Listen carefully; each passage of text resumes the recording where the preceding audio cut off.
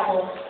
Nakakalungkot isipin ang abala ang mga tao sa ikabubuhay, kalayawan at pagiging sa pagbabago. Mapapansin natin ngayon na puno na ng kaguluhan at karahasan. Ang kalikasan ay naniniw na, matinding ulan, bahang di inaasahan, dilubyo na naging kanami ng pagkapuwis ng maraming buhay. Maliliit na mga bata na may pagkos na kaisipan, ngunit marami sa kanila ang kalas na kagandaang asal.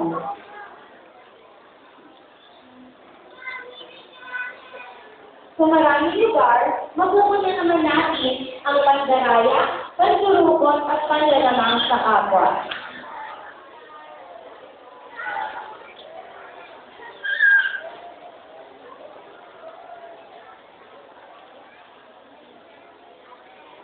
Ngunit sa kabila ng lahat ng ito, may pag-asa.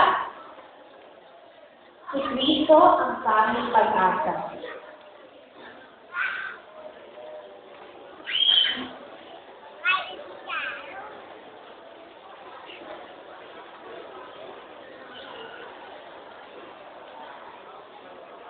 Sa puso ng tao, sumibol ang pag-ibig. Nagmumang sa palad, puso ay umibol. Buong sambayanan, nagpulong-pulong, nagkaisa, iisang kikilot. Mayaman at mahirap, bata at maganda, maliit at malaki, may nagapanang tungkulin.